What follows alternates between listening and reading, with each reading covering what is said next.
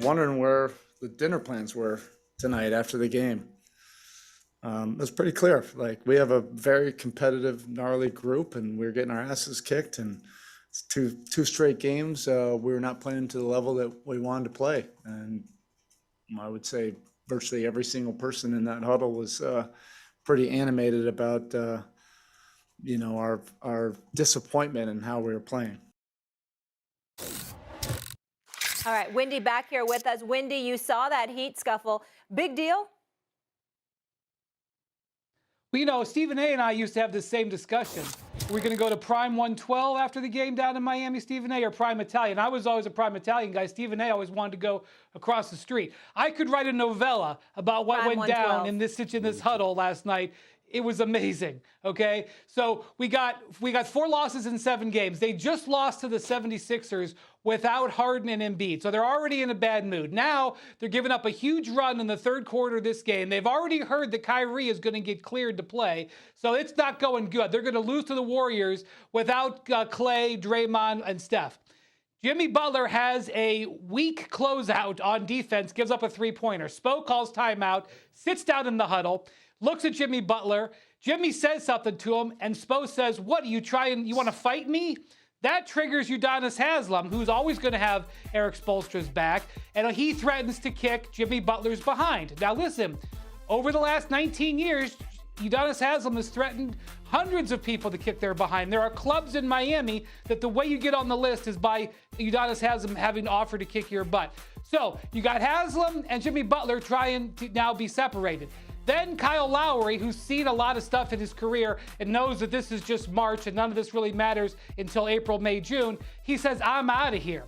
Spoelstra realizes this is actually a great moment that he could fire up his team because he hates the way how lazy that they're being on defense. So he extends it, smashes down a clipboard, and goes to confront Butler about it. But I know Spo, and I know in the back of his head he's really just trying to fire him up. And it works against Jimmy Butler because Jimmy Butler is at his best when he's in confrontation. He loves to create conflict if it isn't already there. So Spo's doing what he does, Butler's doing what he does. Then, in my favorite moment in the whole scuffle, Kyle Lowry calls a timeout in the middle of a timeout, gets in between Butler and Spo and says, "Timeout, timeout." But Kyle, you're already in timeout. Stephen A., it was just a classic moment for the Miami Heat, and guess what? Saturday, they get to welcome the Brooklyn Nets with Kyrie and Durant, the team they may end up playing in the first round of the playoffs, in a great moment to have a bounce-back performance. I think all of this ends up helping them in the medium term. Well, I get where you're coming from, and I appreciate the breakdown. And here's the deal. I'm not sure the Heat would want Brooklyn in the first round personally. I know they defend, and I know they can beat anybody.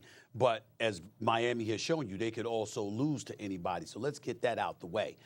As an aside, I want to personally apologize to Karl Anthony Towns because Miami's lost 3 of the last 5. And one of the first losses was to the Minnesota Timberwolves. I got on Karl Anthony Towns a little bit, who is class personified and a good guy. I thought he was a little classless against Russell Westbrook the other day because Russell Westbrook's just going through what he's going through, even though he had a good game last night. Here's the deal. Karl Anthony Towns doing that to everybody right now. I'm watching Karl Anthony Towns, and it don't matter who he's going against. He's in Cat's face letting them know he's here. So, okay, I hear where you coming from. I see that it's working for you. To hell with what Stephen A. had to say. You were right, Karl Anthony Towns. Now let me get back to Miami. This is why the Miami Heat are first class. Wendy, I spoke to about 3 people last night within the Heat organization. Not a single one of them gave me the details. But they didn't avoid the issue either. You see how they handle it? This is, I mean, they should give lessons on how to handle a situation, Molly, Wendy. Wendy knows exactly what I'm talking about.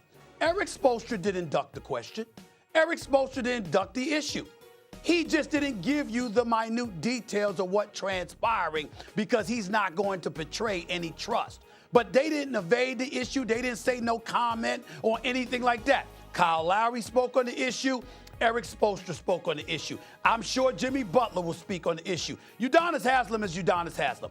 It's a reason why he's on the bench, and he's been in the league for 20 years.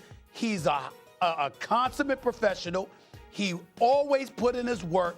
He never, ever cheated the game. And more importantly, from a player's perspective, he personifies and epitomizes what the Miami Heat culture is all about, what it's supposed to be about, what it will continue to be about long after Jimmy Butler or anybody else is gone. And I'm not saying that to throw any shade on Jimmy Butler, because as far as I'm concerned, it was a bit overblown, to be quite honest with you. We all know what a rough rider Jimmy Butler is. We also know he's an acquired taste. There might not have been any reason to act that way, but it's Spoelstra and it's Haslem, and it's worked for them all of these years. So why the hell should they deviate from that when their culture is one of the greatest cultures in the history of the sport? We all know that, and I just applauded them because nobody ran from the issue. They just didn't give us the minute details. The professionalism that they bring to the table is just something to admire and behold. Having said all of that, the bottom line is this. The Miami Heat are good enough to go to the finals and bad enough to get their asses bounced in the first round. You don't know what you're going to get from them. And so because of that, the fervor that Eric Spoelstra exhibited, Wendy, is also tinged with nervousness because he knows we can go to the finals or we could go home in the first round. Thanks for watching ESPN on YouTube. For live streaming, sports, and premium content, subscribe to ESPN+.